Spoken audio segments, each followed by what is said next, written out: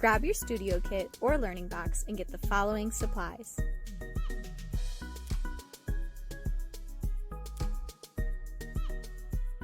To complete your recycled material puppets today, you will also need 2 pieces of yarn or string, a popsicle stick, and a roll of tape. You will also want to have a collection of recycled materials. These can be things like cups, paper towel tubes, cardboard, and even egg cartons. Before gluing anything down, I like to begin by arranging materials in my workspace. I decided that the characters of my story are going to be birds, so I begin by arranging the different materials that I collected into the shape of a bird.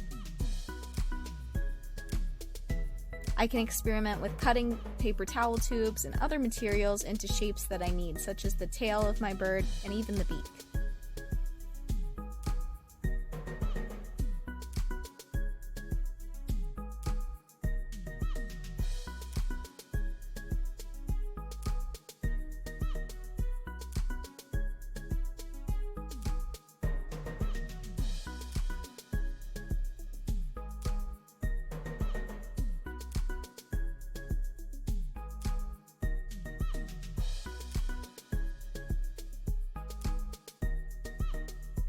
After I've come up with a basic arrangement of how I will use my materials to create my puppet, I can go back and cut them and glue them into more specific shapes that I need for my character.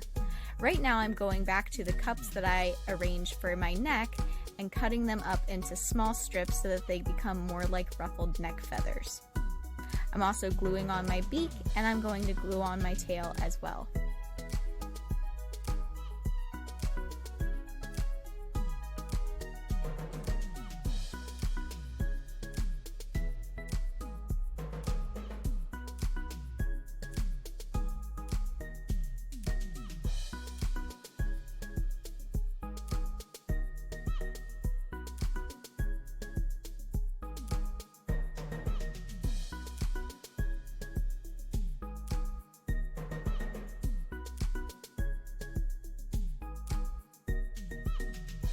In order to make your puppet look as though it's moving, you need 2 pieces of yarn or string. I'm going to add 1 piece of yarn to the back of my puppet near the tail feather, and I'm also going to add 1 to the top of the paper towel tube. I'm going to string on the neck feathers and the head on this piece of string.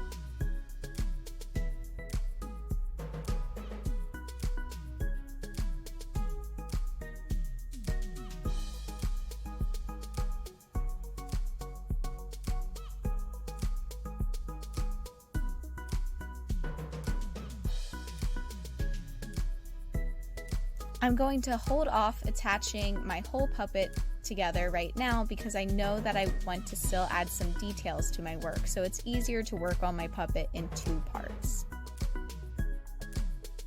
As I just mentioned, I find it easier to add the final details of my work while my puppet is still in 2 parts.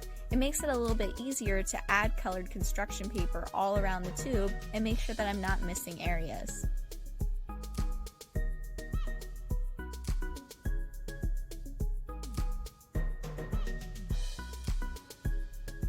After I finished adding the colored construction paper all the way around my tube, I also went ahead and added the feet onto my bird puppet.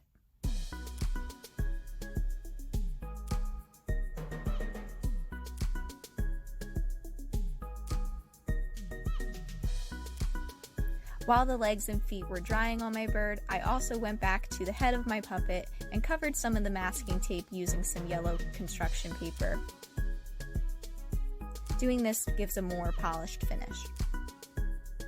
Now that both parts of my puppet are finished and covered with construction paper to hide some of the tubing and masking tape, now I can add the 2 together.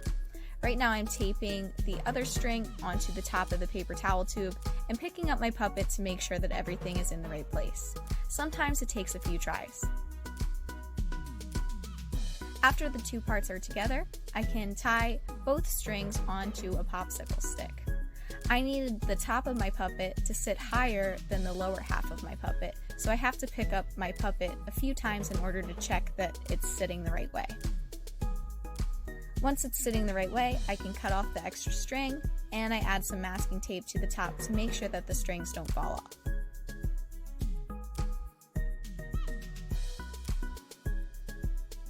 Now that your puppet is completely put together, you can go back and add any final details that you may need before showtime. I decided that I needed to add some eyes to my bird puppet and also the wings of my bird as well with some construction paper.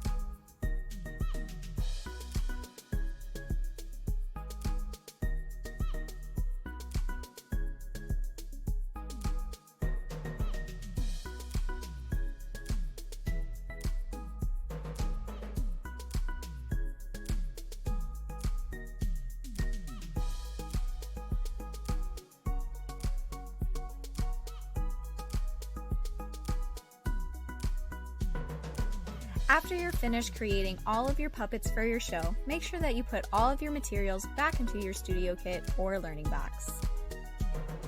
And of course, don't forget to share your work in our digital classroom.